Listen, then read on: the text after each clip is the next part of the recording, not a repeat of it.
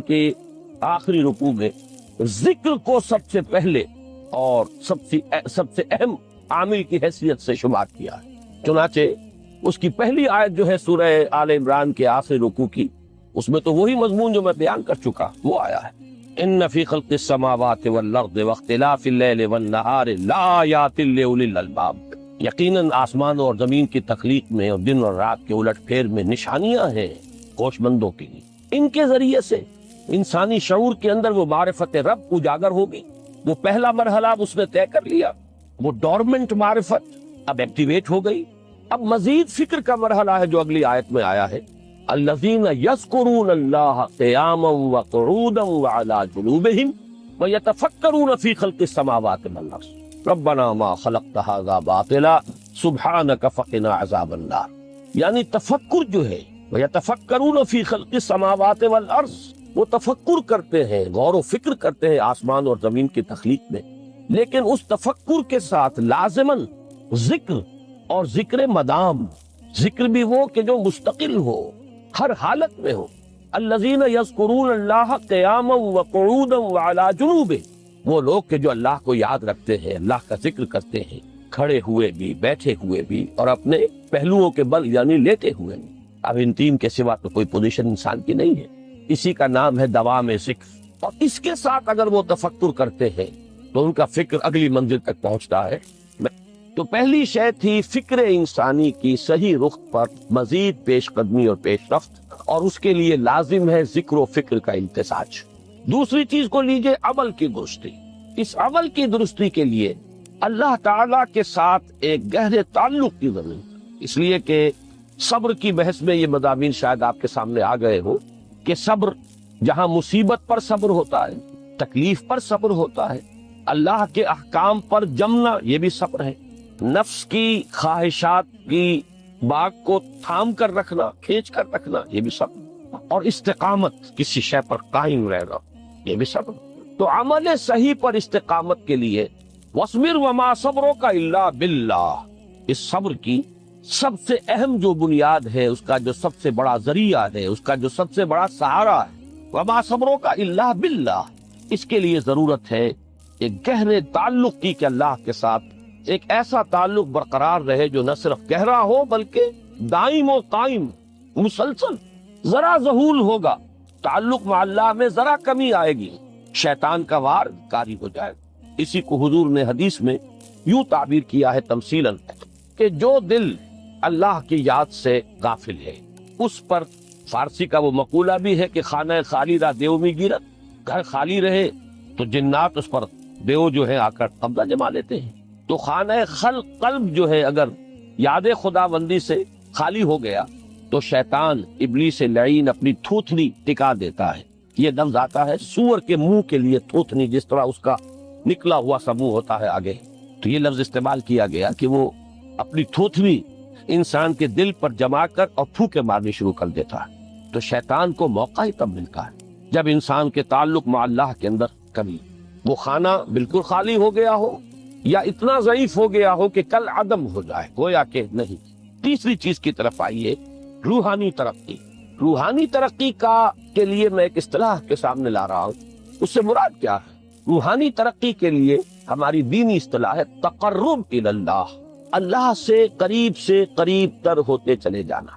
اس پر میرا ایک کتابچہ بھی ہے، تقرب الی اللہ کے دو مدارج، دو درجے، جو در حقیقت ایک حدیث نبوی علیہ الصلوۃ والسلام ہی پر مبنی ہے کہ حضور نے ایک درجہ قرار دیا ہے تقرب بالفرائض، فرائض کے ذریعے سے انسان اللہ کے قرب حاصل کرے۔ ایک ہے تقرب بالنوافل، نوافل کے ذریعے سے اللہ کا قرب حاصل کرے۔ ان میں کیا نسبت و تناسب ہے، اہمیت کے اعتبار سے کون بڑھ کر ہے، بلندی کے اعتبار سے کون بڑھ کر ہے، یہ تمام مسائل میں نے اپنی اس تقریر میں بیان کیے تھے جو اس کتابچے میں شائع ہوئی ہے۔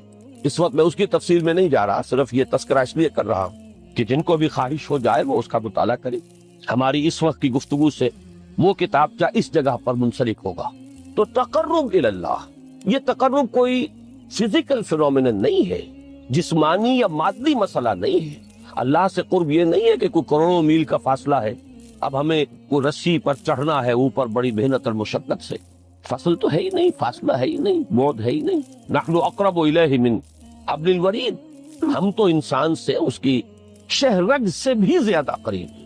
وہ معکم اینما کنتم، وہ تو تمہارے ساتھ ہی ہوتا ہے جہاں کہیں بھی تم ہو، بس صرف یہ کہ تمہاری توجہ نہیں ہوتی، تم اور چیزوں میں مشغول و مصروف رہتے ہو، تم ہماری طرف دھیان ہی نہیں دیتے، تم ہماری طرف متوجہ ہی نہیں ہوتے.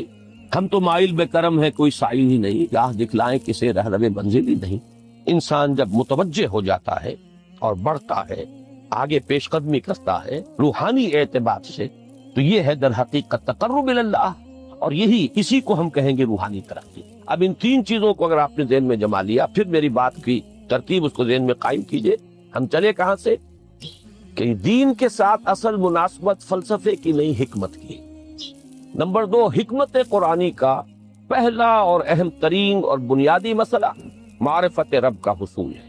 اس کا نتیجہ شکر خدا بندی، اس کا ذریعہ آیات آفاقی، آیات انفسی، اور سب سے بڑھ کر آیات قرآنیہ جو الذکر ہے، جو تذکرہ ہے، جو ذکر ہے. لیکن اس پہلے مرحلے کو اگر کوئی انسان بفضل ہی تعالی، اللہ کے فضل و کرم سے طے کر لے، اب اس کے سامنے تین مسئلے: فکر کی مزید پیش رفت، مزید پیش قدمی صحیح رخ پر، اس کے لیے ذکر اور فکر دونوں کا امتزاج لازمی. فقر قرآن اختلاط ذکر و فکر. الذین یذکرون اللہ قیاما وقعودا وعلی جنوبہم ویتفکرون فی خلق السماوات والارض. دوسری شے عمل کا درست رہنا، نہ افراط و تفریط ہو، عدم توازن ہو، نہ انسان نفس سے مغلوب ہو جائے، نہ انسان جذبات کی رو میں اندھا ہو جائے، نہ انسان ماحول سے مروب ہو کر متاثر ہو جائے. صحیح رخ پر اس کا عمل. نمبر 3، روحانی ترقی، جو اصل حاصل ہے، جو اصل مقصود ہے. نمبر 2 چیز کے لیے تعلق مع اللہ ضروری، نمبر 3 کے لیے تقرب اللہ. اب غور کیجئے، ان تینوں چیزوں کا بڑا گہرا تعلق ہے نماز کے ساتھ. ان تینوں کے لیے ستون کی حیثیت نماز کو. لہذا ایمان کے بعد یا معرفت رب کے بعد حکمت دین کا اہم ترین مسئلہ نماز، صلاۃ. اس لیے کہ ایک طرف یہ انسان کو اللہ کے ساتھ ایک گہرے تعلق کا ذریعہ فراہم کرتی ہے. اپنے تمام مصروفیات میں سے، ان مشغولیتوں میں جن میں گم ہونے کا خدشہ ہوتا، نکلو. 24 گھنٹے کے معمولات میں سے کم 5 مرتبہ تو لازماً نکلو، اور اپنے آپ کو ذرا، اپنے حواس کو بھی، اپنی باطنی کیفیات کو بھی ذرا تازہ کرو. اگر کوئی گندگی، نجاست، کسی طرح کی ناپاکی کا کوئی معاملہ ہے، طہارت سے تمہارے اندر روح کو بھی بالیدگی ہوگی، تمہارے حواس بھی تازہ ہوں گے. تم گویا کہ بحیثیت کل تمہاری ہستی چاقو چوبند ہو جائے گی. وہ کسل، وہ سستیاں، وہ جو ایک کثافتیں ہوتی ہیں، ان سب سے نجات حاصل کرو، اور اب اپنے رب کے حضور میں کھڑے ہو جاؤ. اس کے ساتھ اپنا عہد بھی تازہ کرو، اس کی اہم صفات کو بھی اپنے ذہن میں پھر مستحضر کرو. یہی وجہ ہے، دیکھیے میں نے جو آیات آپ کو شروع میں سنائی تھی، سورہ لقمان کی 2 آیتیں. پہلی آیت میں اس کا ترجمہ کر چکا. دوسری آیت وَلَقَدْ وَإِذْ قَالَ لُقْمَانُ لِابْنِهِ وَهُوَ يَعِظُهُ يَا بُنَيَّ لَا تُشْرِكْ بِاللَّهِ إِنَّ الشِّرْكَ لَظُلْمٌ عَظِيمٌ. اس کے بعد درمیان میں کچھ مضمون آ کر پھر وہ آیہ مبارکہ آئی، یا بنی اقم الصلاۃ وأمر بالمعروف وانہ عن المنکر واصبر علی ما أصابک. گویا کہ اہم ترین چیز، بنیادی ترین چیز، اللہ کو محض پہچان لینا کافی نہیں ہے، یاد رکھنا ضروری ہے. اللہ یاد رہے گا تو فکر صحیح آگے بڑھے. اللہ یاد رہے گا اور اس کے ساتھ ایک گہرا تعلق جو ہے برقرار رہے گا تو عمل درست رہے. بالکل یہی بات سورہ طٰہٰ میں جو پہلی وحی حضرت موسیٰ علیہ السلام پر ہوئی، اور پہلا مخاطبہ ہے، چونکہ حضرت موسیٰ کو یہ انبیاء کرام کے مقدس گروہ میں ایک امتیازی حیثیت حاصل ہے کہ ان سے براہ راست گفتگو ہوئی ہے، اگرچہ صرف ایک پردہ تھا، اوٹ من ورائے حجاب گفتگو ہوئی ہے، لیکن یہ کہ کوئی فرشتے کا درمیانی جو ہے وہ لنک نہیں تھا. براہ راست اللہ تعالیٰ نے حضرت موسیٰ علیہ السلام سے کلام فرمایا. کلم اللہ موسیٰ تکلیما، موسیٰ سے تو اللہ نے کلام فرمایا جیسے کہ کلام کیا جاتا. تو پہلا مخاطبہ ہے، یہ پہلا مکالمہ ہے، پہلی وحی کہیے. اسی میں یہ الفاظ بھی موجود ہیں، اننی انا اللہ لا الہ الا انا فاعبدنی واقم الصلاۃ لذکری.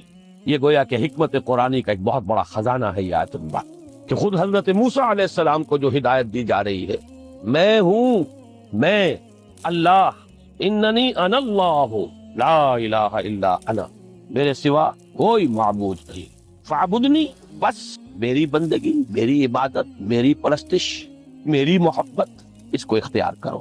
وَأَقِمِ الصَّلَاةَ لِذِكْرِي، اور نماز کو قائم رکھو میری یاد کے لیے۔ بلکہ اسی سلسلہ کلام میں آگے چل کر سورہ طٰہٰ میں آتا ہے، کافی گفت و شنید کے بعد جب حضرت موسیٰ نے کچھ معذرت بھی کی، کچھ دعائیں بھی کی، اللہ نے ایک دعا قبول بھی کی کہ ان کے بھائی کو بھی شریک کر دیا، حضرت ہارون کو بھی۔ اس کے بعد پھر جب فرمایا کہ اب جاؤ فرعون کی طرف، تو اس میں فرمایا وَلَا تَنِيَا فِي ذِكْرِي، اور دیکھنا یہ جو عظیم مشن تمہارے کندھے پر آ گیا ہے، بڑا بھاری اور کٹھن ایک فرض ہے جو تم پر عائد ہو گیا ہے، اس کے لیے سب سے بڑی تمہارے پاس جو قوت کا ذریعہ ہے وہ نماز ہے۔ فَلَا تَنِيَا عَنْ ذِكْرِي، میری یاد میں کبھی غفلت نہ کرنا، اس میں کبھی کوئی کمی نہ آنے دینا۔ جیسا کہ میں نے عرض کیا تھا کہ جیسے ہی وہ تعلق جو ہے کمزور پڑتا ہے یا منقطع ہو جائے معاذ اللہ، تو پھر انسان گویا کہ شیطان کے لیے ایک لقمہ تر بن جاتا ہے۔ اب آپ غور کیجئے، تیسری شے تقرب الی اللہ، اس کے حوالے سے بھی جو فرائض اور نوافل کی بات ہے اس کو اس وقت ذہن سے نکال کر یہ سمجھیے کہ اس میں نماز کا کیا مقام ہے، اس لیے کہ نماز فرض بھی ہے، نماز نفل بھی ہے، وہ تو ان دونوں میں شریک ہو جائے۔ اب اس کو لفظ صلاۃ کے حوالے سے آپ ان دونوں چیزوں کو سمجھیں۔ صاد لام واو یا یہ چونکہ حروف علت ایک دوسرے سے بدلتے رہتے ہیں، یہ جو مادہ ہے اس کی جو خالص لغوی اصل ہے، جو خالص عربی زبان میں اس کا بنیادی مفہوم ہے، وہ آگ جلانا یا آگ تاپنا یا آگ سینکنا، حرارت حاصل کرنا۔ لہذا بار بار آتا ہے جہنم کے ذکر میں اسلوہا، اب چلو اس میں تاپو اس کو، یہ سینکے گی تمہیں۔ بلکہ تفتلون کا لفظ آیا ہے حضرت موسیٰ کے کلام میں، جب وہ گئے تھے کوہ طور پر، جب پہنچ گئے تو تھے آگ کی تلاش میں، لعلکم تفتلون، تو اپنے اہل خانہ سے یہی کہا تھا کہ مجھے کہیں وہ روشنی نظر آ رہی ہے، غالباً کوئی وہاں سے آگ مل سکے گی، ورنہ یہ کہ کوئی رہنمائی کو رستہ مجھے مل سکے گا، میں وہ آگ لے آؤں گا، کوئی چنگاری وہاں سے لے آؤں، لعلکم تفتلون، تاکہ تم، اب یہ اصطلاح در حقیقت باب افتعال ہے، اور یہ تے یہاں پر کوئے کی شکل اختیار کر گئی، تا نے توبن کی صورت اختیار کی سواد کی وجہ سے۔ بہرحال اس کا سب سے بنیادی مفہوم جو ہے وہ ہے تاپنا، سکائی حاصل کرنا، حرارت۔ اس کے حوالے سے سمجھ لیجئے کہ سب سے بنیادی تعلق اس کا جو ہے وہ روح کے ساتھ۔ روح میں محبت خداوندی کی آگ اگر ٹھنڈی پڑ گئی ہو، اگر محبت خداوندی کی حرارت میں کمی ہو رہی ہو، تو اس کو اثر نو، جس کو کہ میں آج سوچ رہا تھا تو ایک لفظ ذہن میں آیا کہ جیسے بیٹری اس کو ریچارج کیا جاتا، اسی طریقے سے روح کے اندر محبت خداوندی کی اس حرارت کو اثر نو تازہ کرنا، یہ ہے در حقیقت نماز کا اصل مقصد۔ اس لیے کہ اس لفظ کا بنیادی مفہوم، اصل لغوی مفہوم تو یہ، اگرچہ اس کا سب سے زیادہ کثرت سے جو استعمال ہوتا ہے، اور لفظ صلاۃ جس سے در حقیقت جس تصور پر مبنی ہے وہ ہے اقدام، کسی کی طرف متوجہ ہونا اور پھر دعا۔ صلاۃ کا سب سے قریبی مفہوم لفظی جب بیان کیا جائے گا، اس سے مراد، اس کے معنی، تو دعا اس میں اہم ترین، کسی کی طرف توجہ کرنا، مناجات کرنا، گفتگو کرنا، مخاطبہ، مکالمہ، دعا، یہ در حقیقت صلاۃ کا سب سے بڑا اصطلاحی مفہوم ہے۔ لیکن جو اس کا مادہ ہے صاد لام واو یا صاد لام یا، اس کا اصل مفہوم جو ہے وہ تاپنا، حرارت حاصل کرنا۔ تو ان دونوں کے حوالے سے عرض کر رہا، وہ تاپنا اور حرارت حاصل کرنا وہ ہے روح کے اعتبار سے۔ وہ جو کہا اقبال نے کہ بجھی عشق کی آگ اندھیر ہے، مسلمان نہیں راہ کا ڈھیر۔ یہ عشق کی آگ جب بجھ جاتی ہے، در حقیقت یہی تو انسان کی روحانی موت ہے۔ یہ اب یہ نہ رہے تو چاہے منطق میں بہت انسان ماہر ہو، مجھے اقبال کا ایک شعر یاد آیا ہے تقابل کرتے ہوئے، ایک انسان محکوم اور ایک انسان حر، آزاد انسان، ان کی نفسیات میں جو بنیادی فرق علامہ اقبال نے مختلف مواقع پر بیان کیے ہیں۔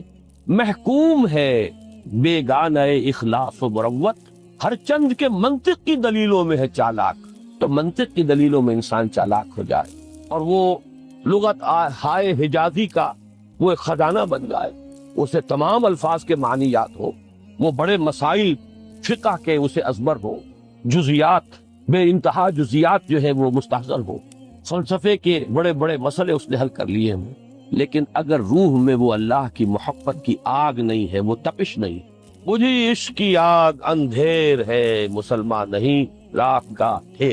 اسی کے حوالے سے آج مجھے یاد آیا تھا کہ وہ جو بڑی سادہ سی ایک نظم ہے، اللہ تعالیٰ سے دعا یا رب دل مسلم کو وہ زندہ تمنا دے، اس میں بھی جو الفاظ آئے ہیں، جو روح کو گرما دے اور قلب کو تڑپا، یہ ہے اصل جو مقصود ہے نماز کا۔ اور یہی وہ چیز ہے جیسا کہ میں نے عرض کیا تھا کہ نگاہوں سے اوجھل، یہ پہلو سامنے ہے ہی نہیں، دوسرا پہلو سامنے ہے اور وہ بھی میرے نزدیک بہت اہم ہے، بہت بنیادی ہے، اس میں کوئی شک نہیں، لیکن یہ ہے بلند ترین منزل کہ تقرب الی اللہ۔ اس کے لیے در حقیقت یہ کس لیے درکار ہے؟ روح کے اندر عشق کی حرارت اور گرمی تازہ ہوتا۔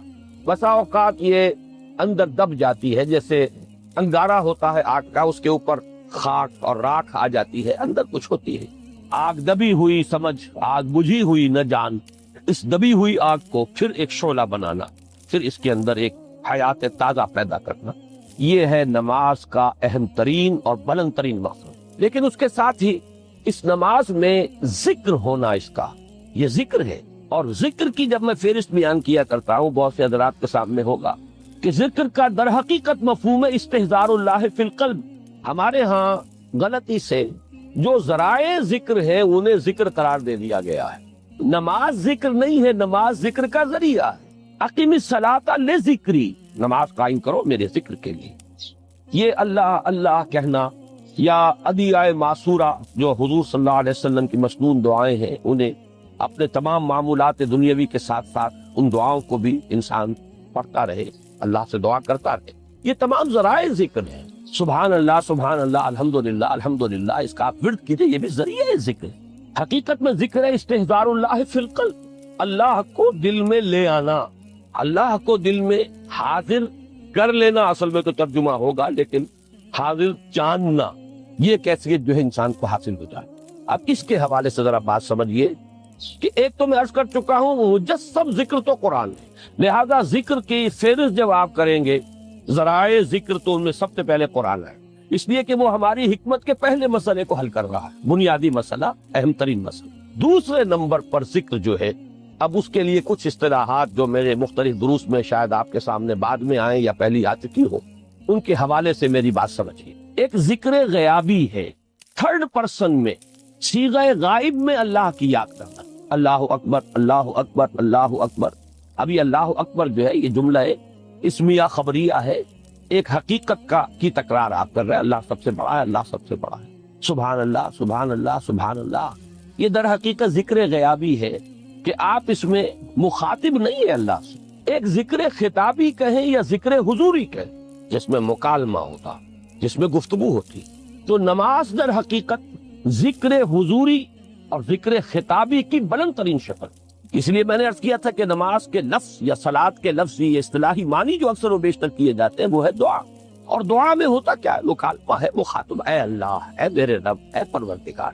پھر یہ کہ اس میں اقدام اور کسی کی طرف متوجہ ہونا، یہی وجہ ہے کہ افتتاح صلاۃ، نماز کو شروع کرنے کے لیے ایک تو وہ الفاظ جو قرآن مجید میں آئے ہیں، انی وجہت وجہی للذی فطر السماوات والارض حنیفا وما انا من المشرکین، یہ ہے توجہ کا ارتکاز، بشرطے کہ یہ صرف الفاظ ہی نہ نکل رہے ہو، واقعتاً یہ تعبیر ہو اس وقت کی انسان کی نفسیاتی کیفیت کی، کہ شعوری طور پر وہ فیصلہ کرتا ہے کہ اب میں منقطع ہو رہا ہوں، ہر چہار طرف سے اپنی توجہ کو ہٹا کر، ہر مسئلے سے اپنے آپ کو خالی و ذہن کر کے، یعنی ظاہری اور باطنی دونوں اعتبار سے میں اپنی توجہ کا ارتکاز کر رہا ہوں اس ذات کی طرف جس نے آسمانوں اور زمین کو پیدا کیا، اور بالکل یکسو ہو کر رہا۔ انی وجہت وجہی للذی فطر السماوات والارض حنیفا وما انا من المشرکین۔ اور دوسری وہ جو دعا جس سے ہم افتتاح کرتے ہیں اپنی نماز کا، دیکھیں اس میں خطاب کا کس قدر اہتمام، وہاں سبحان اللہ نہیں ہے، سبحانک اللہم، پاک ہے تو اے رب ہمارے، وبحمدک وتبارک اسمک وتعالی جدک۔ اب آپ غور کر رہے ہیں، یہ ہے تخاطب، براہ راست مخاطب ہونا تم ہو رہی ہے۔ تو سب سے پہلی بات تو یہ ہوئی کہ ذکر کی ایک شکل ہے ذکر غیابی، دوسری ذکر حضوری، اور ذکر حضوری یا ذکر خطابی کی بلند ترین منزل، بلند ترین اس کا ذریعہ نماز۔ اس کو ایک پہلو سے اور سمجھ لیجئے सूरह फातिहा जब फिर हम पढ़ते हैं, जिसे अस्सलात कहा गया है, जो लुब्बे लुबाब है, खुलासा है, उसमें फिर तदरीजन ग़याब से हुजूर की तरफ पेशकदमी होती। अल्हम्दुलिल्लाह रब्बिल आलमीन अर्रहमानिर रहीम मालिक यौमिद्दीन, ये जिक्र ग़याबी है, इसमें अभी खिताब नहीं आया। ये वही जुमला इस्मिया है, कुल तारीफ उस अल्लाह के लिए है जो तमाम जहानों का परवरदिगार है, मालिक है, जो रहमान है, रहीम है, जज़ा व सज़ा के दिन का मुख्तार मालिक है। अब ये ग़याब से हुजूर की तरफ, इय्याका नअबुदु व इय्याका नस्तईन इहदिनस सिरातल मुस्तकीम, ये है वो। अब पहले एक मुआहिदा है, एक इकरार है, एतराफ है, वादा है, और फिर दुआ है, इस्तिदा है कि हुजूर ने फरमाया, यक़ूलुल्लाहु तआला, अल्लाह ये फरमाता है, इसीलिए इसको हदीस कुदसी कहेंगे।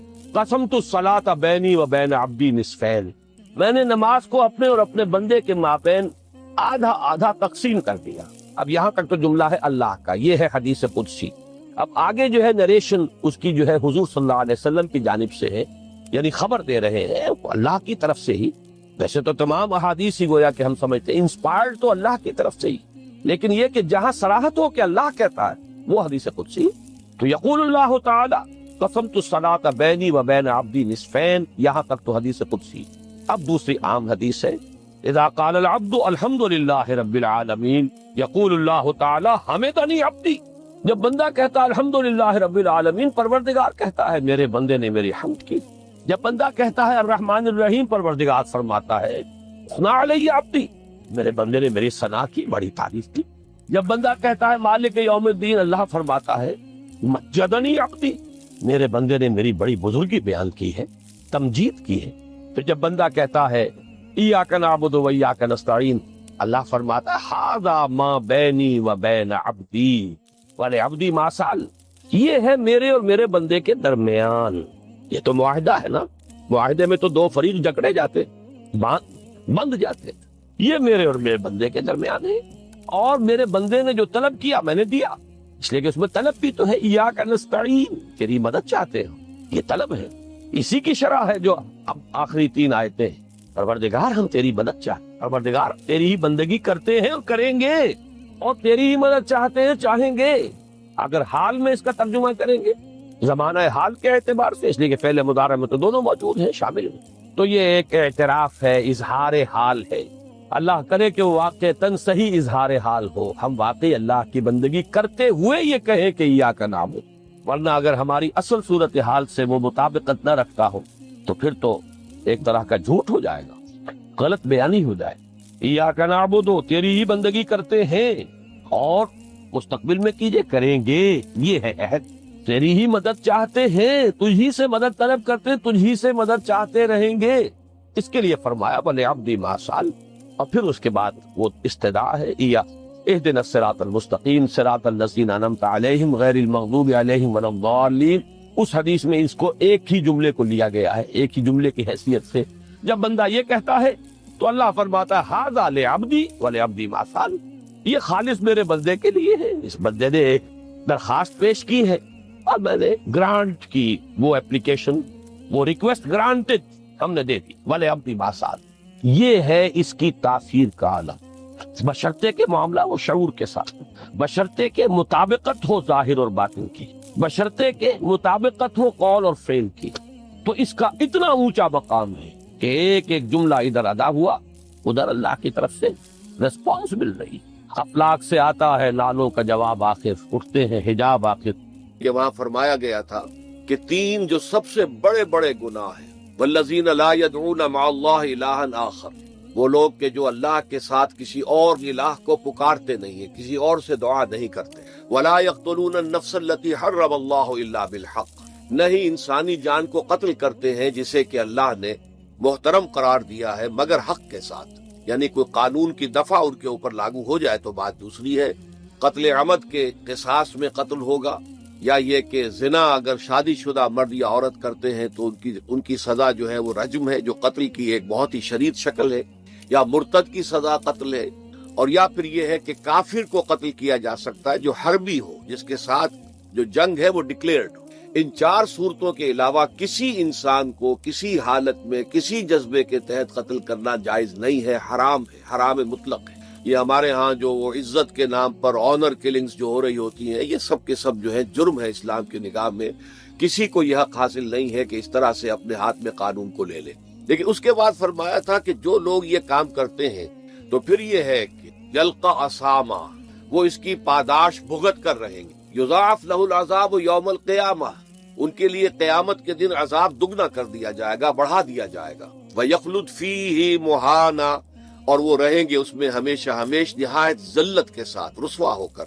إِلَّا مَنْ تَابَ وَآمَنَ وَعَمِلَ عَمَلًا صَالِحًا، اس میں استثناء ہے کہ جو توبہ کرے اور تجدید ایمان کرے یا ایمان لائے۔ اگر پہلے کافر تھا تو ایمان لائے گا، اور اگر پہلے مسلمان تھا لیکن یہ کہ یہ گناہ سرزد اس سے ہوا تو گویا کہ ایک طرح کے کفر میں وہ داخل ہو گیا تھا، ایمان حقیقی سے محروم ہو گیا تھا، تو گویا کہ تجدید ایمان کرے۔ الا من تاب وآمن وعمل عملا صالحا، اور پھر اس کا عمل تبدیل ہو جائے، عمل درست ہو جائے، غلط کام کو فی الواقع چھوڑ دے۔ فاولئک یبدل اللہ سیئاتہم حسنات، تو یہ وہ لوگ ہیں کہ اللہ تعالیٰ ان کی برائیوں کو بھلائیوں سے بدل دے گا۔ یہ بات جو ہے بہت بلند ہے، اس میں اللہ تعالیٰ کی طرف سے وعدہ جو ہو رہا ہے کہ فاولئک یبدل اللہ سیئاتہم حسنات وکان اللہ غفورا رحیما ومن تاب وعمل صالحا، پھر دوبارہ تکرار کے ساتھ یہ بات آ چکی ہے، جو توبہ کرے اور پھر عمل اچھا کرے۔ فإنہ یتوب الی اللہ متابا، تو وہ ہے جو حقیقت میں توبہ کرتا ہے اللہ کی جناب میں جیسے کہ توبہ کرنی چاہیے، عمل میں کوئی تبدیلی نہ ہو اور توبہ کی تسبیح ہوتی رہے۔ استغفر اللہ ربی من کل ذنب واتوب الیہ، آپ نے 10 تسبیحیں کر لی، 1000 مرتبہ کہہ لیا، یہ سب زیرو ہے اللہ کی نگاہ میں۔ ذکر کا ثواب مل جائے گا کہ اتنا وقت آپ نے اللہ کا نام لیا ہے، اللہ کا ذکر کیا ہے، اس کا ثواب تو ملے گا، لیکن یہ توبہ نہیں ہے، اس سے کسی گناہ کی معافی کا کوئی سوال نہیں ہوتا، اس سے برائیوں کے بھلائیوں میں بدلنے کا کوئی امکان نہیں ہے، اس سے اس کی سزا سے بچنے کی کوئی سبیل نہیں۔ اب سورہ تحریم میں خاص طور پر ایک خاص جو پس منظر ہے اس کے اعتبار سے یہ آیت آ رہی ہے، یا ایھا الذین آمنوا توبوا الی اللہ توبۃ نصوحا، اے وہ لوگوں جو ایمان لائے ہو، اے ایمان کے مدعیوں، دعوے داروں، توبہ کرو اللہ کی جناب میں، لیکن وہ توبہ خالص ہونی چاہیے، توبۃ نصوحا۔ اس سورہ مبارکہ کے پس منظر کو نوٹ کیجئے تو اس میں ایک خطائے اجتہادی کہہ لیجئے حضور سے ہو گئی تھی صلی اللہ علیہ وسلم، اگرچہ وہ خطا جانب خیر میں تھی، اچھے کام کے لیے تھی، برے کام کے لیے نہیں تھی، کہ آپ نے اپنی ازواج مطہرات کی دل جوئی کے لیے ایک شے جو اللہ کی طرف سے آپ کے لیے حلال تھی اس کو استعمال نہ کرنے کی قسم کھا لی، تو اس پر حضور کو روکا گیا، یا ایھا النبی لما تحرم ما احل اللہ لک تبتغی مرضات ازواجک، اے نبی کیوں آپ اپنے اوپر حرام ٹھہراتے ہیں وہ شے جو اللہ نے آپ کے لیے حلال قرار دی ہے؟ کیا آپ اپنی بیویوں کی رضا جوئی کے لیے ایسا کر رہے ہیں؟ واللہ غفور الرحیم، اللہ غفور ہے، رحیم ہے، اللہ نے آپ کی اس خطا سے درگزر کیا ہے، لیکن قد فرض اللہ لکم تحلۃ ایمانکم، اللہ تعالیٰ نے راستہ تمہارے لیے کھول دیا ہوا ہے کہ ایسی قسموں کو کھولا جا سکتا ہے جس کے لیے کہ سورہ مائدہ کے اندر کفارہ دے دیا گیا، تو گویا کہ حضور کو یہاں حکم دیا جا رہا ہے کہ آپ اپنی اس قسم کا کفارہ دیجئے، قسم کا، اور یہ جو قسم ہے اس کو کھول دیجئے۔ نمبر 2 پہ پھر 2 ازواج مطہرات کا معاملہ آیا کہ حضور نے ایک راز کی بات کہی ایک زوجہ محترمہ سے، لیکن انہوں نے وہ راز جو ہے وہ دوسری زوجہ محترمہ کو پہنچا دیا جن میں زیادہ آپس میں قریبی تعلق تھا، تو گویا کہ یہ بھی ایک طرح سے خیانت ہو گئی، اس لیے کہ راز جو ہے وہ تو ایک امانت ہوتا ہے، اور خاص طور پر عائلی زندگی میں میاں بیوی کے درمیان کے جو معاملات ہوتے ہیں وہ تو بہت ہی رازداری پر مبنی ہوتے ہیں، اس لیے ان میں سے کوئی چیز جو ہے جس کو خاص طور پر کہا گیا ہو کہ یہ ایک راز کی بات ہے جو تم سے کہہ رہا ہوں، کسی اور سے کہنا نہیں ہے، تو اس میں جو غلطی ہوئی ہے وہ بھی ایک بڑی غلطی تھی حضرت عائشہ صدیقہ رضی اللہ تعالی عنہا ان کی۔ تو ان دونوں کے پس منظر میں پھر تیسری بات آئی کہ اہل ایمان اگر تم غافل ہو اپنے اہل و عیال کی طرف سے اس اعتبار سے کہ ان کا کردار کیسا بن رہا ہے، وہ اللہ کے بندے ہیں یا کوئی غلطیاں کر رہے ہیں، خطا کر رہے ہیں، تو دیکھو یہ تم ان کے ساتھ جو ہے وہ محبت نہیں کر رہے، عداوت کر رہے ہو، اس لیے کہ تمہاری اس نرمی، تمہاری اس شفقت اور ان محبت کے اندر اس درجے بڑھ جانا کہ اس میں اللہ تعالیٰ کے جو حرام کردہ امور ہیں ان میں بھی تم ملوث ہو جاؤ، تو یہ گویا کہ در حقیقت تم اپنے آپ سے بھی دشمنی کر رہے ہو اور ان سے بھی دشمنی کر رہے ہو، اپنے آپ سے دشمنی کر رہے ہو کہ تمہاری عاقبت خراب ہوگی، ان سے دشمنی کر رہے ہو کہ ان کی اگر تربیت غلط ہو جائے گی تو گویا کہ وہ جہنم کا نوالا بنیں گے۔ اب اس تین چیزوں کے پس منظر میں فرمایا جا رہا ہے یا ایھا الذین آمنوا توبوا الی اللہ توبۃ نصوحا، اے ایمان والو، اے ایمان کے دعوے دارو، اللہ کے جناب میں توبہ کرو، لیکن توبہ خالص نصوحا۔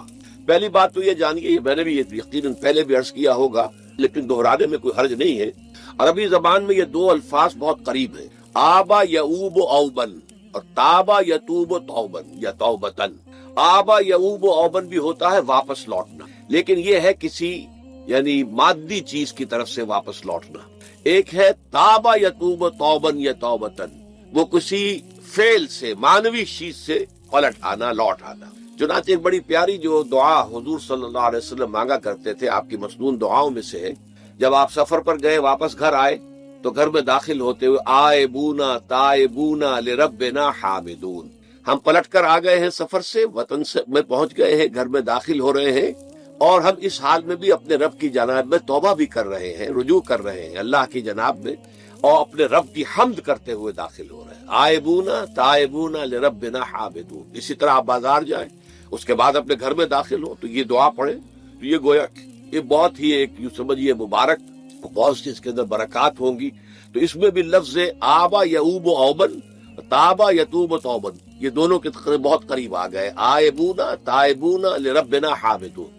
توبو الی اللہ، اب الہ کو نوٹ کیجئے، یہ توبہ کا لفظ بھی بہت سے ایسے الفاظ میں سے عربی زبان کے، جیسا کہ اس سے پہلے ہم دیکھ چکے ہیں کہ ایک لفظ ہے رغبہ، رغبہ رغبت جسے اردو میں ہم بولتے ہیں۔ رغبہ الہ ہوگا تو کسی شے کی طرف رجحان ہونا، اس کی طلب پیدا ہو جانا، اس کی خواہش پیدا ہو جانا، اور رغبہ عن ہوگا تو کسی چیز سے متنفر ہو جانا، دور ہٹ جانا، دور چلے جانا۔ ورب ایک ہی ہے، پریپوزیشن کی چینج سے بالکل برعکس نتیجہ نکل آیا۔ ومن رغب عن سنتی فلیس منی، جسے میری سنت پسند نہیں ہے، جو اس سے ہٹتا ہے، پیچھے ہٹتا ہے، اس کو ترک کرتا ہے، اس کا مجھ سے کوئی تعلق۔ اسی طرح مالا یمیل و میلن، مالا الہ کسی شے کی طرف مائل ہونا، مالا عن اس شے سے ہٹ جانا، پیچھے ہٹ جانا، نفرت ہو جانا۔ اسی میں وہ لفظ تھا سا فقط سقط قلوبکما، تمہارے دل جو ہے وہ تو مائل ہو ہی گئے ہیں۔ سغا بھی الہ ہوگا تو اس کے معنی کسی شے کی طرف مائل ہو جانا، عن ہوگا تو کسی شے سے متنفر ہو جانا۔ تو وہاں میں عرض کر چکا تھا لقد سقط قلوبکما، تو اے نبی کی دونوں بیویوں، تمہارے دل تو یقیناً اللہ کی طرف مائل ہو چکے ہیں، توبہ کی طرف مائل ہو چکے ہیں، لیکن زبان سے یہ کہتے ہوئے کہ حضور معاف کر دیجئے غلطی ہو گئی، یہ اس میں ذرا حجاب آ رہا ہے۔ ظاہر بات ہے شوہر اور بیوی کے درمیان جس طرح کا تعلق ہوتا ہے تو اس میں یہ کہ بسا اوقات اپنی غلطی کو واضح الفاظ میں تسلیم کرنے میں کچھ ہچکچاہٹ سی ہوتی ہے، تو وہ ایک کیفیت تھی کہ تمہارا دل تو مائل ہو چکا ہے، لیکن یہ کہ تم ذرا زبان سے بھی کہو، اقرار کرو۔ اسی طریقے سے یہ لفظ توبہ ہے، توبہ الہ ہے، کسی کی جناب میں توبہ کرنا۔ جب اللہ تعالیٰ کی طرف توبہ کا لفظ آئے گا تو توبو الی اللہ توبۃ نصوحا، اللہ کی جناب میں توبہ کرو۔ اور جب اللہ تعالیٰ توبہ کرتا ہے، یہ لفظ جو ہے دو طرف استعمال ہوتا ہے، تواب بندہ بھی ہے، تواب اللہ بھی ہے۔ اللہ تواب ہے، بہت توبہ کا قبول کرنے والا، بندہ تواب ہے، بہت زیادہ توبہ کرنے والا۔ وہ حدیث میں آپ کو سنا چکا ہوں، کل بنی آدم خطاؤن وخیر الخطائین التوابون، تمام بنی آدم نہایت خطا کار ہیں، گناہ گار ہیں، غلطیاں ہوتی ہیں، خطائیں ہوتی ہیں، لیکن ان خطا کاروں میں بہتر لوگ وہ ہیں جو بہت توبہ کرنے والے، رجوع کرتے، پلٹتے ہیں، ان میں پشیمانی پیدا ہو جاتی ہے اور وہ اللہ تعالیٰ کی جناب میں رجوع کرتے ہیں، تو وہ تواب ہیں، بہت زیادہ توبہ کرنے والے۔ لیکن اللہ کی جناب میں توبہ جب بندہ کرتا ہے تو وہ الہ آئے گا، تابہ الہ، اس نے توبہ کی اللہ کی جناب میں۔ اللہ توبہ کرتا ہے یعنی اللہ تعالیٰ جو ہے اپنی نظر شفقت اور نظر رحمت جو پھیرنی تھی اس نے کہ ایک بندے نے گناہ کیا ہے، میرے حکم کی جو ہے خلاف ورزی کی ہے، معصیت کا ارتکاب کیا ہے، تو اللہ تعالیٰ اپنی رحمت اور شفقت کی نگاہ اس سے ہٹا لیتا ہے۔ لیکن جب بندہ توبہ کرتا ہے تو پھر اللہ تعالیٰ بھی رجوع فرماتا ہے اور اپنی شفقت اور رحمت اور مغفرت کے ساتھ بندے کی جانب متوجہ ہو جاتا ہے۔ لیکن وہاں تابہ علی آئے گا، تم علینا، اے پروردگار ہماری توبہ کو قبول فرما، وہ الہ کے ساتھ آئے گا۔ ہم جب توبہ کریں گے تو وہ الہ کے ساتھ آئے گا۔ تو یہاں فرمایا توبو الی اللہ، اللہ کی جناب میں توبہ کرو، پلٹو، رجوع کرو، اور توبۃ نصوحا، خالص توبہ۔ اس کی جو وضاحت تھوڑی سی میں ابھی کر چکا ہوں، کہ خالص توبہ سے مراد کیا ہے؟ یہ نہیں کہ بس توبہ کی ورد ہو رہا ہے اور توبہ جو ہے وہ اس کے کلمات زبان سے ادا کیے جا رہے ہیں. بعض لوگ ہیں وہ جو آیت کریمہ ہے اس کا 1.25 لاکھ کا ہو رہا ہے، ورد ہو رہا ہے، کتنا ہو رہا ہے، اس کی تسبیح پڑھ رہے. اس سے کچھ نہیں ہوتا جب تک کہ دل کے اندر گناہ سے نفرت پیدا نہ ہو جائے، حقیقی پشیمانی نہ ہو کہ یہ مجھ سے بہت غلط حرکت سرزد ہوتی رہی ہے، پختہ ارادہ نہ ہو کہ آئندہ یہ کام نہیں کروں گا یا کروں گی، اور یہ کہ بالفعل بھی اس کام کو چھوڑ دیں. یہ 3 شرطیں کم سے کم ہیں ان چیزوں میں کہ جو حقوق اللہ میں سے اللہ تعالیٰ کے حقوق، ان میں کوتاہی ہوئی ہے، ان میں غلطی ہوئی ہے، اس میں انسان نے کسی معصیت کا ارتکاب کیا ہے. تو 3 شرطیں. حقیقی پشیمانی نمبر 1، جس کے لیے میں نے اقبال کا شعر آپ کو سنایا تھا جو بالکل نوجوانی کے دور میں انہوں نے کہا تھا، اور کسی اب میں نام بھول رہا ہوں، کوئی بہت بڑے شاعر تھے، استاذ تھے، اساتذہ، استاذ الشعراء، انہوں نے کہا تھا کہ میاں صاحبزادے اس عمر میں اور یہ شعر اس قدر اونچا شعر ہے کہ موتی سمجھ کے شان کریمی نے چن لیے قطرے جو تھے میرے عرق انفعال کے. انفعال کہتے شرمندگی کو، کہ میں جب شرمندہ ہوا کہ میں اللہ کی جناب میں یہ کیا حرکت کر بیٹھا، تو اس سے میری پیشانی پر جو پسینے کے قطرے رونما ہوئے، اللہ تعالیٰ نے ان کو موتی سمجھ کے چن لیا. اللہ تعالیٰ کو بندے کی توبہ سے اتنی خوشی ہوتی ہے. وہ حدیث بھی میں آپ کو سنا چکا ہوں کہ تم اندازہ کرو، ایک شخص ہے کہ جو ایک ریگستان میں لقودق صحرا میں سفر کر رہا تھا، اس کا ایک اونٹ تھا جس پر وہ سفر کر رہا تھا، اسی پر اس کا جو بھی راستے کا کچھ کھانا وانا تھا، خوراک تھی، وہ بھی اس کی پوٹلیاں بھی تھیں اور پانی کی چھاگل بھی بندھی ہوئی تھی. تھوڑی دیر کے لیے وہ ایک درخت کے سائے میں بیٹھ گیا استراحت کے لیے. وہ اسی میں آنکھ لگ گئی اس کی. اب جب آنکھ کھلی تو دیکھا کہ اونٹ غائب. اب اونٹ گویا کہ اس کی زندگی کا واحد سہارا، کہاں جائے گا بغیر اونٹ کے؟ اس دوڑا دائیں بائیں، شمال جنوب مغرب مشرق، سب میں کہیں جہاں تک وہ کر سکتا تھا اسے کہیں اونٹ نظر نہیں آیا. تو پھر وہ اسی درخت کی سائے میں آ کر بیٹھ جاتا ہے موت کے انتظار میں کہ اب تو موت ہی آئے گی، نہ کھانے کو کچھ، نہ پینے کو پانی، نہ سواری کہ میں کہیں یہاں سے نکل سکوں. اچانک دیکھتا ہے کہ وہ اونٹ تو کھڑا ہوا ہے اور وہ سامان بھی موجود ہے. تو اس میں فرط مسرت کی وجہ سے خوشی اتنی شدید ہوتی ہے اسے کہ وہ کہنا تو یہ چاہتا ہے اللہ میں تیرا بندہ ہوں تو میرا رب ہے، لیکن وہ کہہ یہ بیٹھتا ہے اللہ میں تیرا رب ہوں تو میرا بندہ ہے. یعنی اتنا وہ اپنے اس میں حواس کھو بیٹھتا ہے خوشی کی وجہ سے. اتنی ہی خوشی ہوتی ہے اللہ تعالیٰ کو اپنے کسی گناہگار بندے کی توبہ سے. اب آپ اندازہ کیجئے، یہ ہے جو تشبیہ حضور صلی اللہ علیہ وسلم نے توبہ کی عظمت کے لیے بیان کی. تو اس کے حوالے سے، اور میں آپ کو فلسفے کے طور پر بھی بتا چکا ہوں کہ بہت بڑی غلطی جو ہے، جیسے ان دونوں صورتوں کا جو مرکزی مضمون میں نے بتایا تھا کہ خاندانی زندگی میں 2 انتہائی کیفیات پیدا ہوتی ہیں، یا میاں بیوی کی موافقت نہیں ہو رہی تو آخری حد ہے طلاق، یا یہ ہے کہ اتنی محبت ہو گئی ہے کہ محبت کی وجہ سے شریعت کی حدود کے اندر رد و بدل ہو رہا ہے. تو پہلے کے موضوع کے اوپر سورہ طلاق ہے اور دوسرے موضوع کے اوپر سورہ تحریم ہے.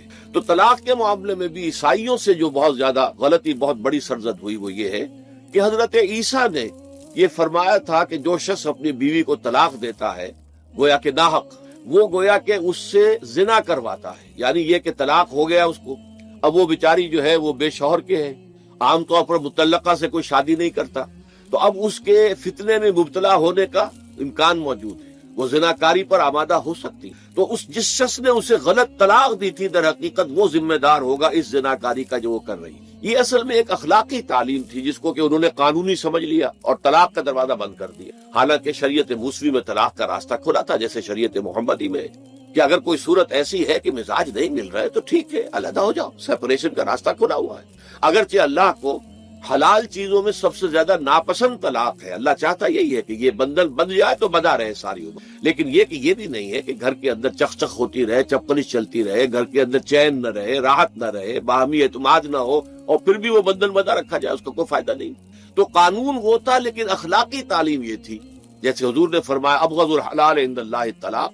لیکن ساتھ ہی میں نے وہ حدیث بھی آپ کو سنا دی کہ جو شخص اپنی بیوی کی جو بھی اس کی روش ہے اس سے سخت نالا ہے، شکایتیں کرتا پھرتا ہے دوسروں سے، طلاق نہیں دیتا، تو اللہ تعالیٰ اس کی دعا سنتا ہی نہیں کہ جب میں نے تمہارے لیے راستہ کھلا ہوا تھا وہ تم اختیار نہیں کر رہے. تو یہی معاملہ در حقیقت عیسائیوں نے اس حد تک بڑھایا کہ حضرت آدم اور حوا سے جو خطا ہو گئی تھی، وہ خطا جو ہے وہ تو ہر انسان دنیا میں جو آتا ہے تو خطا کار ہے، وہ اپنے آباء و اجداد، اپنے اماں حوا اور اپنے ابا آدم کی خطا لے کر اپنے ساتھ پیدا ہو رہا ہے، تو گناہ گار ہے. Man is sinful from the very birth. اب اس کا کیا علاج ہو؟ پھر تو اس کا علاج ڈھونڈا کہ اللہ نے اپنا اکلوتا بیٹا زمین پر بھیج کر اور اسے ان لوگوں کی طرف سے کفارہ بنا لیا کہ جو ہمارے اس بیٹے پر ایمان لیا. یہ سارا عقیدہ بنائے فاسد علی الفاسد کیوں ہوا؟ کہ توبہ کے بارے میں تصور ان کا غلط ہو گیا. اللہ قرآن مجید نے واضح کیا کہ غلطی تو ہوئی تھی حضرت آدم و حوا سے، شیطان کے بہکانے میں آ گئے تھے، لیکن یہ کہ پھر انہوں نے توبہ کی، اللہ نے تاب علیہ، اللہ نے اس کی توبہ قبول فرما لی. فتلقى آدم من ربہ کلمات فتاب علیہ، تو آدم نے اپنے رب سے کچھ کلمات سیکھ لیے. پشیمانی تو ہو گئی تھی، شرمندگی ہو گئی تھی، لیکن الفاظ نہیں مل رہے تھے. کن الفاظ میں میں اللہ کی جناب میں توبہ کروں؟ اللہ کی کمال شفقت کے اللہ نے وہ الفاظ بھی انہیں تلقین کر دیے جو سورہ اعراف کے اندر بیان ہوئے ہیں. ربنا ظلمنا انفسنا وان لم تغفر لنا وترحمنا لنكونن من الخاسرین. اللہ نے توبہ قبول فرما لی، فتاب علیہ. اب جو بچہ پیدا ہو رہا ہے نسل آدم کا، وہ کوئی اپنے جد امجد جو ہے حضرت آدم اور حضرت حوا کے گناہ کی کوٹ لے کر نہیں آتا ہے، وہ تو کل مولود یولد علی الفطرہ، فطرت الاسلام پہ پیدا ہوتا ہے. تو توبہ کی در حقیقت جو عظمت اور حقیقت ہے ہمارے دین میں، اس کو نہ سمجھنے سے بھی بہت بڑی غلطیاں لوگوں سے ہو جاتی ہے. تاریخ انسانی میں اتنی بڑی بڑی غلطیاں ہوئی. طلاق کے معاملے میں بھی عیسائیوں نے پھر یہ کیا کہ سوائے اس کے کوئی شکل نہیں ہے کہ بیوی زناکار ہو تو پھر تو طلاق ہو جائے گی، سیپریشن ہو جائے گی. لہذا جو طلاق دینا چاہتے تھے وہ ایسے مواقع پیدا کرتے تھے کہ بیوی زنا کرے، یا یہ کہ جھوٹی گواہیاں فراہم کرتے تھے زناکاری کی اور پھر اس سے چھٹکارا حاصل کرتے تھے. اس کے بغیر چھٹکارا حاصل کرنے کی کوئی شکل نہیں تھی. اس میں بڑے بڑے افسانے جو ہیں وہ مغربی لٹریچر کے اندر آپ کو ملیں گے کہ عورت سے نجات پانے کے لیے انہیں پھر یہ کرنا پڑتا تھا کہ جھوٹے طور پر جھوٹا الزام تہمت لگا کر اس کے اوپر زنا کا الزام ثابت کرے، یا یہ ہے کہ اسے واقعتاً خود ایسے حالات میں ڈال دے کہ وہ زانیہ بن جائے اور پھر اس سے نجات حاصل. یہ گویا کہ پھر وہی بنائے فاسد علی الفاسد، ایک غلط بات کے اوپر دوسری غلط بات کہی. تو توبوا الی اللہ توبۃ نصوحا، توبہ کرو اللہ کی جناب میں جو کہ خالص توبہ. خالص توبہ میں 3 شرائط میں نے بیان کر دی کہ اگر اللہ کے حقوق میں معاملے میں کبھی بیشی ہوئی ہے تو پھر یہ ہے کہ پشیمانی حقیقی، عزم مصمم دوبارہ نہیں کروں گا، نہ کروں گی، اور نمبر 3 یہ کہ ایک مرتبہ اس گناہ کو لازماً چھوڑ دینا. اس کے بعد جو ہے اگر یہ حقوق العباد میں سے ہے تو ایک چوتھی اضافی شرط ہے، یا تو اس کی تلافی کرو، اس کا پیسہ مارا تھا تو پیسہ دو، بہن کا حق جو ہے وراثت میں کھایا تھا تو اس کو ادا کرو، یا اس سے معافی حاصل کرو. یا پھر ایک شکل ہو سکتی ہے کہ اگر وہ فوت بھی ہو گیا ہے، اب کوئی شکل نہیں ہے، اس کی طرف سے صدقہ و خیرات کرتے رہو، اللہ یہ میں کر رہا ہوں اس کے حساب میں اس کو جمع کر دے، اور میری جو کوتاہی تھی اس کو معاف فرما دے، اس کو جو ہے وہ ڈیبٹ کریڈٹ ہو جائے گا. ورنہ پھر آخرت میں یہ ہوگا کہ آپ کی نیکیاں اس کے حوالے کی جائیں گی، یا آپ کے پاس نیکیوں کا ذخیرہ بھی کافی نہ ہوا تو اس کے گناہ آپ کے پلڑے میں ڈال دیے جائیں گے. اور اسی کو حضور نے فرمایا کہ میری امت کا اصل مفلس وہ ہے. آپ نے پوچھا اتدرون من المفلس، آپ لوگ جانتے ہیں کہ مفلس کون ہوتا ہے؟ تو صحابہ نے وہی جواب دیا جو ہم میں سے ہر شخص جواب دے گا، المفلس عندنا من لا درہم لہ ولا دینار. ہمارے نزدیک ہم مفلس اس کو کہتے ہیں جس کے پاس درہم و دینار نہیں ہے، روپیہ پیسہ نہیں ہے. حضور نے فرمایا نہیں، میری امت کا مفلس وہ ہوگا جو قیامت کے دن حاضر ہوگا، بہت سی نمازوں کی وہ پنڈ لے کر آئے گا، وہ گٹھڑی لے کر آئے گا، گٹھڑا لے کر آئے گا، اور روزوں کا اور اس کا اور حجوں کا اور عمروں کا، لیکن وقد شتم ھذا واکل مال ھذا، اس نے مال کھایا تھا فلاں کا حرام طریقے سے، فلاں کو گالی دیتی تھی، فلاں پر تہمت لگائی تھی، حقوق العباد کے اندر جو ہے اس کی عزت پر حملہ کیا تھا. وہ سارے مدعی جمع ہو جائیں گے. اللہ تعالیٰ کسی سے کہے گا بھائی تم اس کی نمازیں لے جاؤ، کسی سے کہے گا اس کے روزے لے جاؤ، اچھا تم لو حج لے جاؤ، اس کے عمرے لے جاؤ، اور اس کے بعد بھی مدعی باقی ہوں گے. تو اب مدعیوں کے گناہ اس کے پلڑے میں ڈالے جائیں گے، اور پھر وہ دوسروں کے گناہوں کے بوجھ تلے دب کر جہنم میں جھونک دیا. تو یہ حقوق العباد کے اندر معاملہ اس سے بھی کہیں زیادہ سخت ہے کہ جو حقوق اللہ کا ہے. اللہ تو بڑا غفور ہے، رحیم ہے، اس کے اندر وہ رعایت بھی کرے گا، لیکن حقوق العباد کا معاملہ اللہ کہہ دے گا یہ میرا معاملہ ہے ہی نہیں، یہ تمہارا آپس کا معاملہ ہے، تمہیں اس میں تو جو بھی ہے لین دین کر کے ہی معاملہ چکانا ہوگا، دے دے کر معاملہ ہوگا، اس کے بغیر نہیں. تو توبوا الی اللہ توبۃ نصوحا عسى ربکم ان یکفر عنکم سیئاتکم. عین ممکن ہے، عسى اصل میں امید دلانے کے لیے ہوتا ہے، شاید کہ ایسا ہو جائے، لیکن جب اللہ کی طرف سے یہ لفظ آتا ہے تو یہ یقینی معنی، یقینی وعدے، اللہ کا وعدہ ہے. اگر تم یہ توبہ نصوح کرو گے تو اللہ کا وعدہ ہے تم سے کہ وہ تم سے تمہاری برائیوں کو دور کر دے گا. یہ تکفیر کے لفظ کو بھی سمجھ لیجئے، کفر کا اصل معنی ہے چھپا دینا، دبا دینا. اسی لیے گناہ کا کفارہ ہوتا ہے. آپ سے گناہ ہو گیا، آپ نے کفارہ دے دیا تو گناہ چھپ گیا، دب گیا، اس کے اثرات زائل ہو گئے، وہ آپ کے نامہ اعمال سے اس کو ختم کر دیا جائے گا۔ یہ ہے کفارہ، کفارہ۔ کفار جمع ہے کافر کی، کافر جو ہے وہ حق کو چھپاتا ہے، اللہ کی دعوت جو دی جا رہی ہے اس کو دباتا ہے، تو اس معنی میں وہ کافر ہے، انکار کرتا ہے۔ لیکن یہ کہ ایک کفران نعمت ہے، کسی نے آپ پر احسان کیا ہے اور آپ اس کا احسان نہیں مان رہے، آپ کے لیے دل میں اس کے لیے کوئی احسان بندی کے جذبات پیدا نہیں ہوئے، تشکر کا جذبہ پیدا نہیں، یہ کفران نعمت ہے۔ تو تکفیر اس کو بھی کہتے، تکفیر اسے بھی کہتے ہیں مسلمان امت میں سے کسی کو نکال دینا، اس لیے کہ وہ بنیادی عقائد میں علیحدہ ہو گیا ہے، تو یہ پرجنگ ہے، یہ بھی تکفیر ہے۔ تو تکفیر اعمال کیا ہے؟ کہ برے اعمال کو دھو دے گا تمہارے نامہ اعمال سے، اور نمبر 2 تمہارے دامن کردار سے بھی دھو دے گا۔ جو غلطیاں تمہارے اوپر چلی آ رہی تھی، اتنے عرصے تک تم کرتے رہے ہو، تمہارا کردار جو ہے اس سے مقدر ہو گیا ہے، اس کے اندر جو ہے خرابی پیدا ہو گئی ہے، تو اللہ اس کو بھی دھو دے گا۔ تو دنیا میں بھی تکفیر کا اثر ہوگا کہ انسان کی اصلاح ہو جائے گی، اس کی سیرت و کردار جو ہے صحیح رخ پر آ جائیں گے، اور آخرت میں یہ ہے کہ اس کا جو اعمال نامے میں جو گناہ درج تھا وہ وہاں سے صاف کر دیا جائے گا، محو کر دیا جائے گا۔ یہ تکفیر 2 گناہ ہے، اور اس میں جو ہم سورہ الفرقان میں پڑھ کر آئے ہیں وہ اس سے بھی اگلی بات ہے۔ اولئک یبدل اللہ سیئاتہم حسنات، جہاں گناہ کا اندراج تھا وہاں اب نیکی کا اندراج ہو جائے گا۔ تمہاری سیرت و کردار میں جو گناہ کا پہلو تھا وہ اب نیکی کے پہلو میں بدل جائے گا۔ یہ تکفیر گویا کہ دنیا میں بھی اور آخرت میں بھی۔ عسیٰ ربکم، امید ہے اور اللہ کا وعدہ ہے کہ وہ تم سے تمہاری برائیوں کو دور کر دے گا۔ مطلب یہ کون انسان ہے جو برائی سے بالکل پاک ہے؟ کل بنی آدم خطاؤن وخیر الخطائین التوابون۔ توبہ کرو، توبہ نصوح کرو، اللہ تعالیٰ دھو دے گا، تمہارے دامن کردار سے بھی داغ اور دھبے صاف کر دے گا، اور تمہارے اعمال نامے سے۔ وَيُدْخِلَكُمْ جَنَّاتٍ تَجْرِي مِن تَحْتِهَا الْأَنْهَارُ، اور تمہیں داخل کرے گا ان باغات میں جن کے نیچے یا جن کے دامن میں ندیاں بہتی ہوں گی۔ یوم لا یخزی اللہ النبی والذین آمنوا معہ، وہ دن کہ جس دن اللہ رسوا نہیں کرے گا نہ نبی کو اور نہ ان کو جو ان کے ساتھ ایمان لائے۔ ان کے ساتھ ایمان لاتے، ظاہر بات ہے انبیاء کے رسوا ہونے کا تو کوئی سوال ہی نہیں، یا اس کا ذکر جو ہے وہ تو صرف بطور تذکرہ کر دیا گیا، ورنہ اصل کیا ہے؟ جو نبی کے ساتھ ایمان لائے۔ اور نبی کے ساتھ ایمان لانے والوں میں درجہ اول کے لوگ وہ ہیں جو صحابہ کرام، جو حضور کے زمانے میں تھے، حضور کے ساتھ دیا انہوں نے اپنے جان و مال سے حضور کے مشن کو تقویت پہنچائی، جہاں حضور کا پسینہ گرا وہاں اپنی خون کی ندیاں بہا دی، اپنی جانیں دے دی، تو وہ ہے اولین۔ لیکن اللہ تعالی ہمیں بھی ان میں شامل کرے، اس لیے کہ جیسے کہ سورہ بقرہ کی جو آخری سے پہلی آیت ہے اس کے اندر بیان فرمایا گیا کہ آمن الرسول بما انزل الیہ من ربہ والمؤمنون، ایمان لائے رسول محمد صلی اللہ علیہ وسلم اس چیز پر کہ جو ان کے اوپر ان کے رب کی طرف سے نازل کی گئی، اور ایمان لائے صاحب ایمان، وہ صاحب ایمان سب کے سب شامل ہو جائیں گے۔ تو قیامت کے دن اللہ تعالیٰ رسوا نہیں کرے گا، یوم لا یخزی اللہ النبی والذین آمنوا معہ، جس دن کہ اللہ تعالیٰ رسوا نہیں کرے گا نہ اپنے نبی کو صلی اللہ علیہ وسلم اور نہ ہی ان کو کہ جو ان کے ساتھ ایمان لائے۔ اور یہ آخرت کی رسوائی جو ہے بہت بڑی رسوائی ہے۔ دنیا کی رسوائی انسان جو ہے اس کو بہت ہلکا سمجھے، آخرت کی رسوائی بہت بڑی ہے۔ پوری خلق خدا جہاں جمع ہوگی، پوری انسانیت جمع ہوگی، تمام آدم سے لے کر آخری انسان تک جمع ہوں گے، اور وہاں اگر رؤوس الاشہاد ہمارا پردہ چاک کیا جائے، ہمارے گناہوں کو جو ہے اعلان کیا جائے، تو وہ کتنی بڑی رسوائی ہوگی۔ اسی لیے یہ دعا مانگتے رہنا چاہیے، اللہم ربنا اجرنا من خزی الدنیا والآخرہ، اے اللہ ہمیں بچا لے، دنیا اور آخرت دونوں کی رسوائی سے بچا لے۔